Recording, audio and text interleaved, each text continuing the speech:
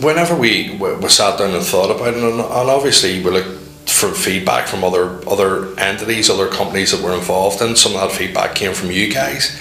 We realised that landlords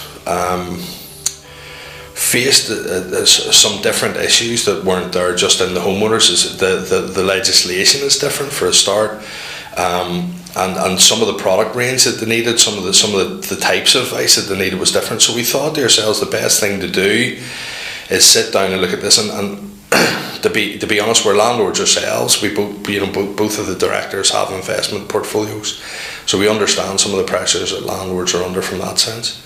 And what we thought the best thing to do was to design a product specifically around landlords.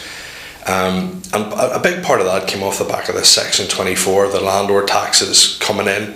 That there's going to be so much pressure on landlords going forward that we thought we were better having a product that just spoke directly to them, as opposed to trying to fit them into a pre-existing product.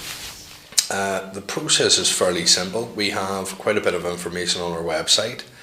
So usually what will happen is somebody will have, as opposed to our homeowner websites and Negative Equity UK, Negative Equity NI sites, the landlord clients tend to have read most of the information that's on the website. So there's some quite informative stuff on there, some blogs. We will then have a phone call, so a brief chat, and the idea behind that is to find out where the landlord is with their portfolio, what their situation is, what their expectations are, to see is it something that we can actually help them with. So in that initial conversation, whenever we're talking to a homeowner, for example, that initial conversation is usually 10 or 15 minutes, and at the end of that they're making a decision either to come and see us or to pay us for a review, or they're making a decision to do something fairly quickly.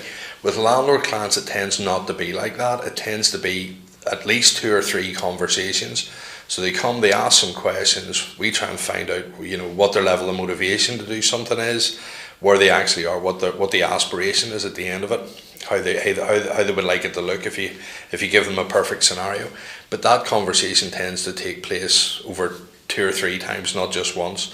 And in most cases there'll be a fairly in-depth meeting before the review to discuss the portfolio and different aspects of it more, because it's trying to get under the skin of it. Sometimes it can be very difficult for a landlord to say, well, this just isn't working. It tends to take a couple of conversations to tease that information out. Then we carry, as I say, if they were commissioned to, if we think we can do something, we carry out a review.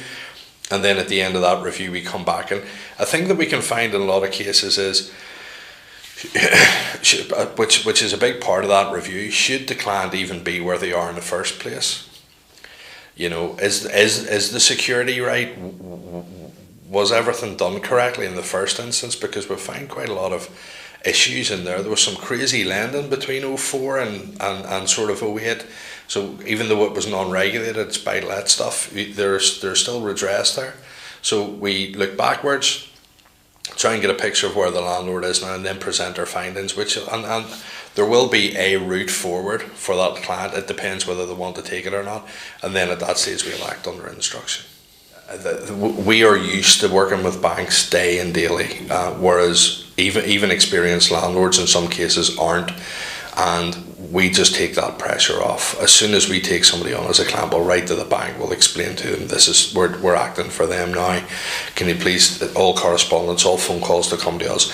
The difference between us and what somebody can do for themselves is our relationships, is our experiences. We have cases running currently at this moment in time. I think we're representing somewhere close to 500 different clients.